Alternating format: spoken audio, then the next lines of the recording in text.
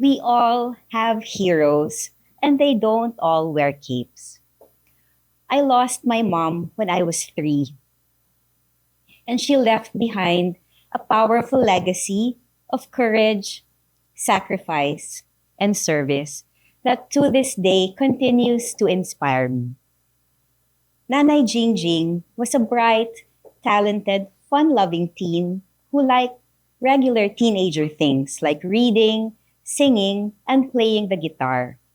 But she chose to leave this behind to serve at the front lines in the remote Cordillera Mountains of the Philippines. She learned the local language, wrote songs, taught literacy, treated illness with acupuncture, and tasted wild ferns and even beetle grubs from pine logs. I only got to know my mom through stories and the treasured handwritten notes that she sent, with a firm but also loving reminder to eat my vegetables and to always serve the people.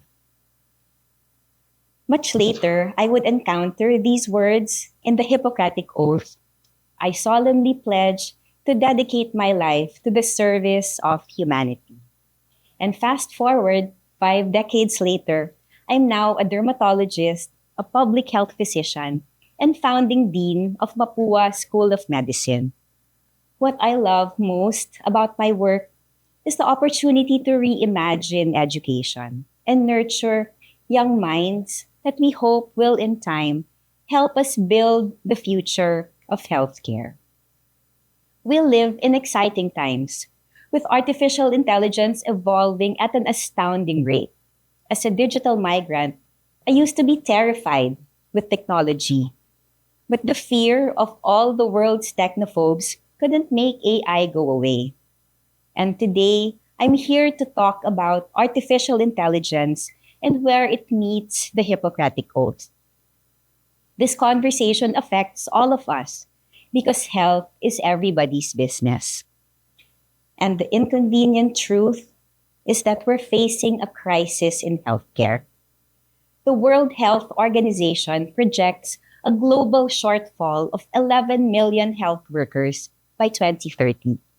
This workforce gap translates to poorer health outcomes and lives lost from easily treatable and even preventable diseases.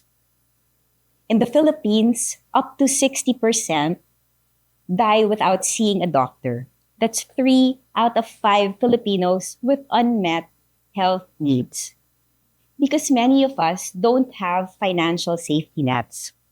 A single major medical expenditure can drain life's savings, and the average Filipino family is said to be one critical illness away from poverty.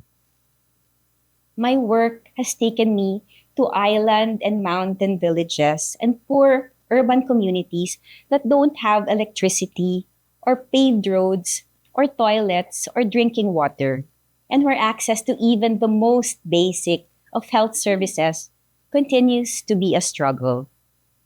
And at the core of this conversation is the Hippocratic Oath, our promise to respect human life, to heal the sick, and above all, to do no harm. And above our duty to serve individual patients is the broader moral imperative to address the conditions that influence health outcomes, the social determinants of health. Let me tell you the story of a young child coming in for fever, cough, and weight loss. To protect her privacy, let's call her Rosie. On the surface, Rosie's symptoms are her own, but if we dig deeper into the root causes, we discover several things. First, Rosie is small for her age because her parents can't afford to feed her properly. Second, she lives in a tiny, crowded, poorly ventilated house together with 3 generations of family members because the cost of better housing is simply too prohibitive. And third, it took her parents 6 months to bring her in because they live far away and needed to save up for transportation and medications. Rosie's lack of access to food, shelter, and healthcare will adversely impact her chances of recovery. And tragic as it may be, the story of Rosie is the story of many others. Poverty drives health inequity. And as 21st century educators, our job is to teach medicine as the art of caring for the sick while advocating for basic rights and stronger health systems. It's a huge task, and we need powerful tools. And artificial intelligence is already changing the game in ways that were previously unimaginable. I've been teaching for 20 years. In a past life, the barriers to modernizing education seemed almost insurmountable. With artificial intelligence, the old traditional one size fits all curriculum, it may sound like sci fi, but AI powered virtual patients, augmented reality, gamification, customized tutors and podcasts, and other bespoke, personalized learning experiences are already part of our present day teaching ecosystems. And our students love it because it keeps them active and engaged.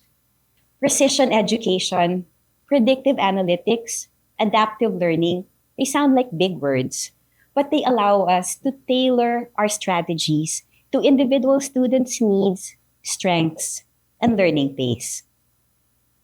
But here's the most important part.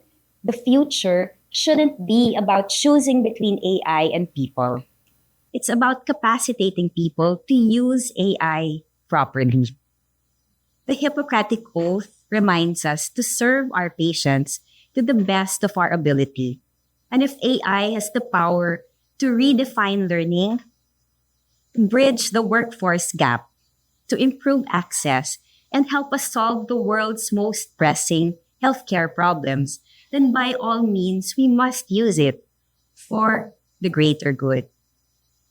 But AI isn't perfect. It comes with trade-offs and risks. And as medicine becomes more and more automated and data-driven, many of us worry that our efforts to build human connections might be undermined by an over-reliance on machines. It's a delicate balance that requires careful human oversight to prevent misuse and even abuse. But for doctors, technology just isn't in our DNA. At the same time, there's too much at stake for us to just stand on the sidelines. So what do? We need to roll up our sleeves, get down into the trenches, and collaborate. Collaborate with data scientists and AI experts to co-design systems aligned with the values that make healthcare human. Part of this is building protocols and setting guardrails, and most of all, making sure that the people who use AI for decision making are properly equipped to use these powerful tools carefully, responsibly, and ethically. AI systems aren't magic. They rely on sophisticated algorithms designed to analyze huge amounts of data, recognize patterns, and use these patterns to make recommendations and decisions. But experts warn of the risk of bias that comes from structural inequities reflected in AI training datasets. This can lead to inaccurate predictions, and worse, can inadvertently magnify disparities related to age, race, gender, and economic status, leaving the underrepresented even further behind. The digital age is exciting. It's also complex, dynamic, and turbulent. And on days that leave me feeling uncertain and overwhelmed, I think back again to Nanay Jingjing's legacy and her sacrifice for justice, most especially for the underserved and the marginalized. And in that moment, I am renewed with the clarity that comes with purpose. Today, we stand at the threshold of change with artificial intelligence poised to revolutionize the practice of medicine. Together, Let's build the future of healthcare at that nexus of technology and humanity, reaffirming our shared commitment to promoting health for all as a human right and not just a privilege. As AI propels us forward, we look to the next generation of healers with our hopes and dreams that they be enlightened with the wisdom to wield technology as an instrument, not to diminish, but to amplify the humanity at the heart of healthcare. Because in the real world, heroes don't wear capes. Some wear stethoscopes and embrace AI not as a substitute, but as a partner and an ally. Thank you.